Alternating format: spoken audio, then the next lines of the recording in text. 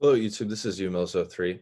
In the previous lessons, we built up an understanding of exceptions, and we said that basically we can throw exceptions if we want to, but we can also catch exceptions. And so basically, if we can handle exceptions, it can prevent our code from, from being disabled during runtime. It can basically enable the code to continue running. Okay, and so we saw basically examples of calling out different types of exceptions. And so we're going to have a try block, right? And then we could say, basically, we could say assert 4 equals 6, right? And then you could say except assertion error, and then you can go ahead and call out an error like that.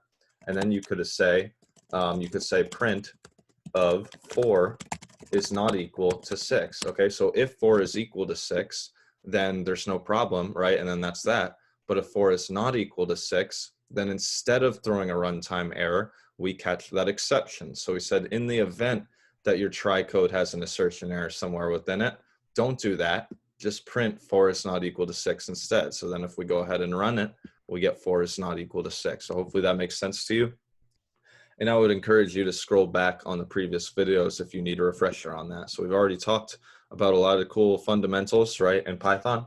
And what we're going to be talking about now is file IO. Okay, so basically what we can do is we can input and output from files. Okay, so we can read, write, and append when it comes to files. Okay, so what I'm going to do, so we are going to be working with a text file.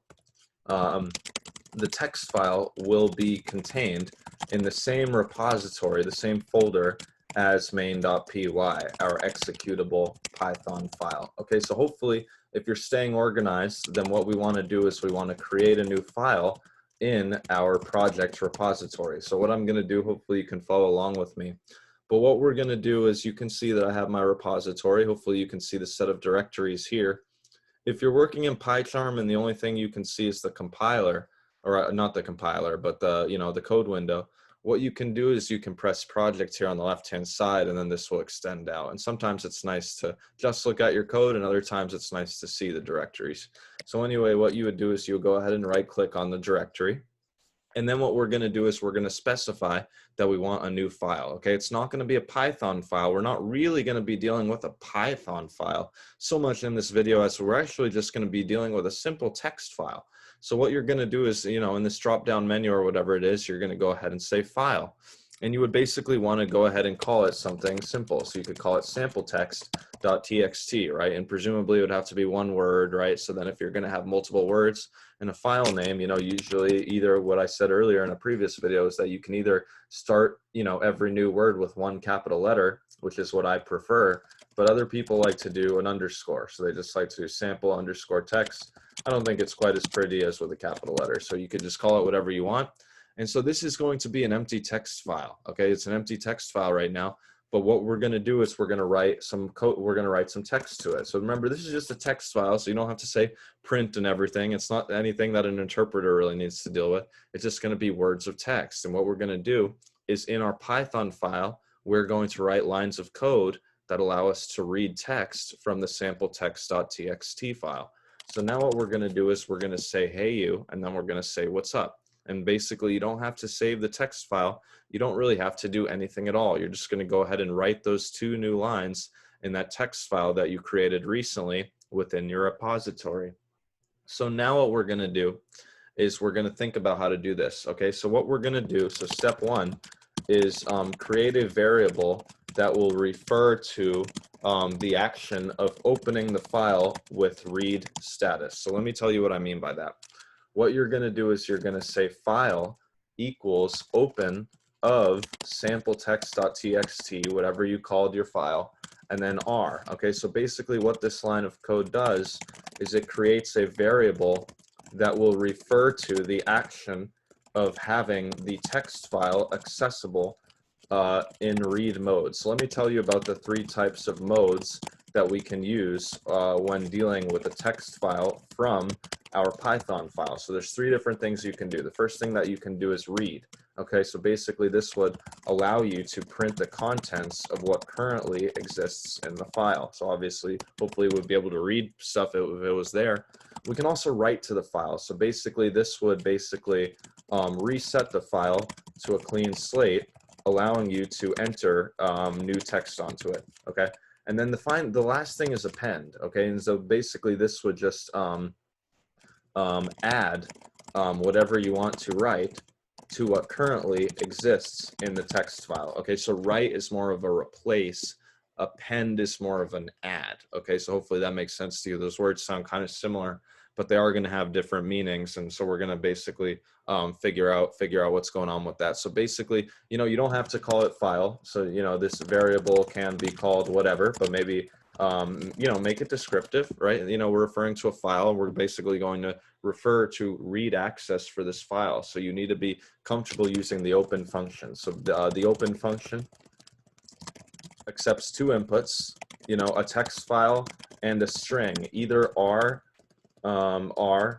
W, or A. Okay, and so obviously R is for read, W is for write, and A is for append access. Okay, and so the first thing that we're going to talk about is the read access. So look at this line, look at this code. There's about 25 lines, but only one of them is executable for the interpreter. Okay, so what we're going to do at this point, what you're going to essentially do at this point is you want to basically say result is equal to, or actually you could just go ahead and say print of file.read. Okay, and then what you have to remember to do at the end is file.close. Okay, so I guess if we were making steps, right, we would basically have the step one here. Okay, and then what you can do is basically file.read returns the returns all text in the variable file, you know, which refers to the text file with read access according to the previous step, right? Because remember in the previous step we said file equals open of sample.txt with read access. Okay, so now what we can do is I'm saying that if you print file.read or you set a variable equal to file.read, it will basically be the string representation of everything that's in this text file. Okay, so now if we go ahead and run this executable Python file, indeed we see the lines of code that we wrote to the text file. Okay, so remember when we typed in hey you and what's up, and indeed that's what gets printed. And the same thing, you could go ahead and what if you created a variable out of it? So what if you said x equals file.read, and then what if you said print of x times 2? Well, that would go basically print two occurrences of whatever string object was inside of that file. So now if you go ahead and run it, it says, hey you, what's up? Hey you, what's up? And you can see with the concatenation here, we didn't have a new line. Okay, so this is a subtle thing, but we basically didn't enter a new line after we said what's up. So right after up, it's going to pick up with the next print of the string. Okay, but if you had modified this file a little bit, and then you had go ahead and printed a new line here, what we can do is we can go ahead and run this code again, and it's going to parse it a little differently. So now it says, hey you, what's up? Hey you, what's up? And so you can see a pretty subtle difference there. So hopefully that makes sense to you. And then the last thing we want to do, okay, is when we're done with a particular access type on a particular file. So for example, if we are either, you know, if we are going from read to write access, for example, we need to call the close function on the variable on the file variable. Okay, so basically this was my decision to call this variable file. You can call it W, you can call it potato if you want, but you have to create a variable that's going to refer to the action of opening the text file with this read access. Okay, so now file is used, right? So we said x equals file.read. Okay, so you know, the read function returns a string with the text contents, right? In the file, in the file, right? The file is referencing sample.txt, so file.read will give you the text in sample.txt. Okay, and so then this is able to do this, right? And then we have to remember to close the file when you're done reading it. So hopefully that makes sense to you. And then that is the effect that we would have. Okay, what if we wanted to go ahead and append something? So what if we wanted a little bit more than hey you and what's up? So what we're going to do is we're actually going to try writing to this file. And what we need to do is we need to either, so then at this point, we are ready to write, we are ready to append. Let's go ahead and do append. Append contents to the file. Okay, so we seek to take its current contents and add more to it. Okay, so what you're going to do is, either redefine file or just come up with a new variable, okay? And so then you could say something like file2 equals open, and then we're going to have the same parameter open of sample.txt, but now we're going to talk about appending something, okay? And then we're going to figure out basically how to append to a particular file. And the way that you're going to do that is with the write function, okay? So what you're going to do is you're going to say file2.write, okay? And then what I'm going to do is I'm going to say doing well, and then I'm going to do an escape sequence, and then I'm going to say thanks for asking, and then I'll do one more escape sequence. So it's going to tack on, basically, if we call the write method on a variable which refers to opening a text file with append access, then the string input of the write function will be written to the end of that text file. Okay, so hopefully you kind of understand what's going on with that. So what we're going to do now is we're going to have to go ahead and close the append access, and we're going to have to reopen the read access. So hopefully you understand what's going on with that. But what I'm going to do is I'm going to say file2, I'm going to say file2.close, and then I'm going to say file3 is equal to open of sample.txt and r. Okay, and I think you could probably just use, what if we just tried doing file? Okay, because file right now refers to the action of opening the file with read access. Okay, so what if we basically go ahead and, we can go ahead and print the same thing from earlier. So if we're using read access, if we're using the variable that opens the text file with read access, then for that particular variable, we could say print of file.read. Okay, and then you would go ahead and you could go ahead and do that, right? But then since we closed it, I guess we would probably have to, maybe we would have to open it back up again. So let's just go ahead and create a new variable. So we could say file3 equals open of sample.txt with read access, okay? So now if you say print of file3.read, and then we're going to say file3.close, because we have to remember to close a particular file when we're done with that particular access that we're using it for. So now if we go ahead and run the main method, now it says, hey you, what's up, doing well, thanks for asking, okay? And it's still printed, hey you, what's up, hey you, what's up, because we asked it to read the file, in lines 32 to 34, we asked it to read the file before we ended up writing code to it. So that's why we go ahead and print, the x times 2, right, for the first time we read the file, but then we went ahead and wrote more code to the file, and then we went ahead and read the file again as it stood with the modifications that we made using the append function. So hopefully that makes sense to you. And now I want to talk about the write function. So the write function will completely replace the contents of an existing text file, right? So if you just wanted to basically start from scratch. So what I'm going to do is I'm going to say file4 equals open of sample.txt with write access, okay? And then I'm going to say file4.write of sometimes blank slates are nice, okay? And then what I'm going to do is I'm going to say file4.close. So remember, whenever you are changing access, so for example, from write to read, you need to close the variable that was, doing the first task. Okay, so you need to go ahead and close the write file, because now you can go ahead and open the read access. So now you could do file5, and you could just redefine these variables. So what if you say file4 now equals open of sample.txt, with read access. So now basically we redefined file4 to refer to opening the file for read access instead of opening the file for write access. So now what we're going to do is we're going to say print of file4.read. Remember, we said that the read function is able to just return everything that's on the text file, and then the last thing we would have to do is remember to close it. So now the only thing we should be seeing is that sometimes blank slates are nice. And so now if we go ahead and run that, that's what shows up here. And then you still have all this other code that you were working with. So we were still reading things, right? But then if you go into the sampleText.txt, this is what we start with. So we start with sometimes blank slates are nice. So hopefully that makes sense to you, and that's essentially what we have going on here. So, and you can just see kind of the iterations that are happening, okay? And you can just kind of see what the code is doing and how it's working. So hopefully that all makes sense to you. We can talk about a couple of other methods that are available to us. So right now we're clear on the open method. We know the write method, we know the read method, and then of course being able to close, and you should know when to use those things.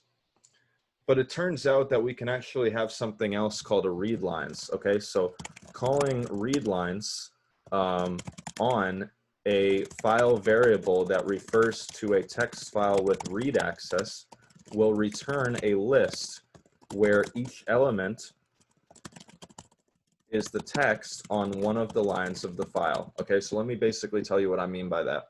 What we're going to do is let's go ahead and delete all this code that we have here. So if we delete all this existing code and we look at sampleText.txt, this is the text file that we have right now. Remember, we went ahead and did the write command, and we said that the write command replaces everything that you had in the text file with, you know, whatever you want to write. So now we just have that one line. So then what if we say file equals open of sampleText.txt, and then we say with read access, right? But then what if we say list of lines is equal to, and then you could say file.readlines, okay? And so basically this creates a list where each element is a line of text, okay? And so now what you would do is you could say, you could iterate through those lines, okay? But let's just go ahead and print the list to see what it looks like. So let's say print list of lines, okay? So now if you go ahead and run it, you just get that one element. Sometimes blank slates are nice, but then if you had another line, you know, another line is another element, you know, and another line is yet another element. Okay, so now if you go ahead and run it with this text file, let's go ahead and run the code, and now you're going to see a list with 3 elements in it. It's those 3 lines. And the cool thing is that you can actually see the escape sequence. So these are 3 strings, but if you're talking about, you know, having a string and then going over to the next string, but the other string is printed on the next line, you'd be talking about having an escape sequence, right? So that's why we see the \n, and we've already talked a little bit about that, right? So basically, if you said print length of list of lines, right? If you say length of file.read lines, basically what this does is it returns the number of lines in your text file, So hopefully that makes sense to you. And then this is just a list, right? This is the list that we were saying on line 10. We described it. So hopefully that makes sense to you. And that's that's basically the functionality of input and output. The idea that we can read from a file, write to it, and we can do all that with Python code. And that's a little bit more interesting than just going into the text file and manually changing text and then saving it, right? You can see how powerful Python is to be able to access files and deal with them, right? The last thing I'll say is that you can also iterate. Okay, the last thing I'll say, we got 2 minutes.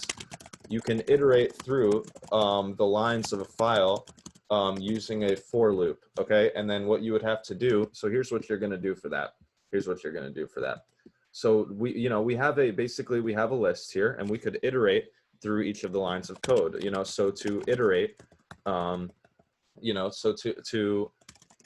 iterate through the lines of the file, you know, you could either say print of, you know, file.read, or what you could do is you could say for each line in file, you could say print of line. Okay, so basically this is a for loop that would iterate through each of the lines in your file. So if we go ahead and have this for loop here, what I was saying is that we can iterate through the lines in the text. So now if we go ahead and run it, you would see basically those 3 lines get printed. And the reason why there's an extra space is because, remember, the print function already inserts a new line, but then each of our, you know, the text file had its own new line. So anyway, hopefully that's helpful for you and interesting. And so that covers file IO. So from UML03, thanks for watching, and please subscribe.